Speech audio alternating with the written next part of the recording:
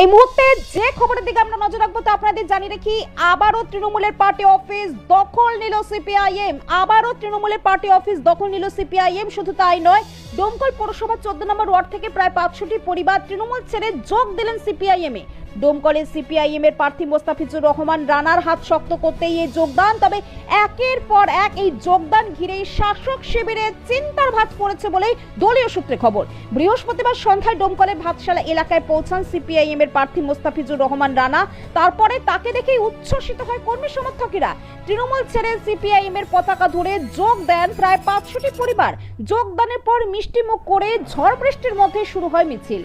হয় জনসংযোগ কর্মসূচিও। যোগদানকারী শাসক দলের বিরুদ্ধে নানান অভিযোগ তুলে দল ত্যাগ করে জানিয়েছেন, আমরা 14 নম্বর ওয়ার্ডের তৃণমূল কর্মী ছিলাম। বিগত দিনে আমাদের যে 14 নম্বর ওয়ার্ডের যে তৃণমূলের নেতারা আছে তাদের অনেক দুর্নীতির মধ্যে তারা যুক্ত হয়েছে। তাদের সঙ্গে আমাদের কোনো রকম ভাবে মতের মিল হচ্ছে না। তারপরে ওরা ওদের মতো করে চলে, কোনো কর্মীকে ডাকে না, নিজেদের মতো করে চলে।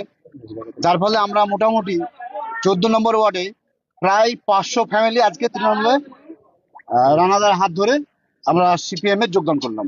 কংগ্রেসের যে প্রার্থী বা তৃণমূলের যে প্রার্থী, বহিরাগত প্রার্থী, আমাদের দেশের ছেলে রানা। আমরা চাইবো আমার দেশের ছেলে জিতুক। আমরা এই ডোমকলের সমস্ত মানুষের কাছে আবেদন করছি যে আপনারা সকলে এগিয়ে আসুন, সিপিএম কে ভোট দিন, তাদেরকে জেতান। আমাদের গ্রামের ছেলে জিতলে আমাদের অনেক সুবিধা আছে, অনেক কাজকর্ম হবে আমাদের এখানে।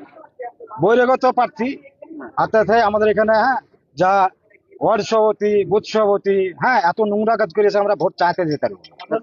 তার জন্যই আমরা সিপিএম এর হাত দিই। কতজন লোক দিলেন? 500 ফ্যামিলি।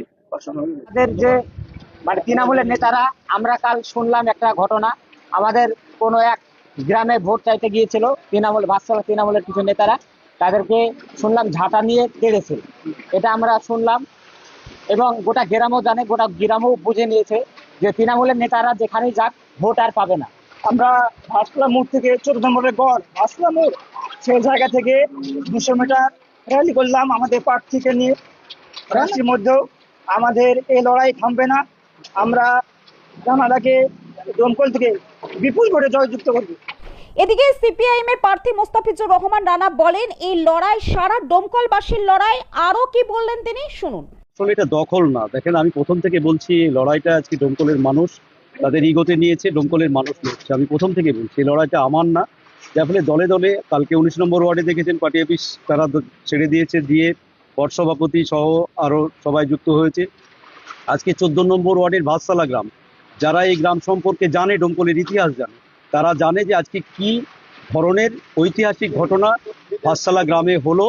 যারা ডোমকলের রাজনীতি বুঝে তারা আজ পাবে, কিন্তু যারা বহিরাগত ফিরিঙ্গি তারা তো এটা আজ পাবে না। যার ফলে তৃণমূলের প্রার্থী তো বহিরাগত ফিরিঙ্গি, এবারে সে বুঝতে পারবে না, কিন্তু ডোমকলের মানুষ বুঝতে পারবে আজকের এই ভিডিও যখন আপনাদের মাধ্যমে দেখবে যে তৃণমূল কোন জায়গাতে হতে যে যাচ্ছে আস্তে আস্তে।